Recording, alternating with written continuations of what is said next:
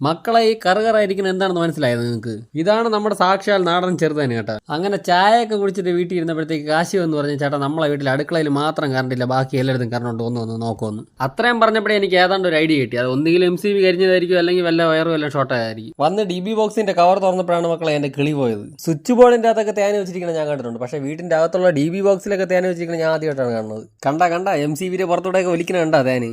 അഥവാ ഇങ്ങനെയൊക്കെ നിങ്ങളെ വീട്ടിലുണ്ടെങ്കിൽ ദയവ് ചെയ്ത് ഇങ്ങനെ അനുകരിക്കാൻ നിൽക്കല്ലേ കേട്ടാ.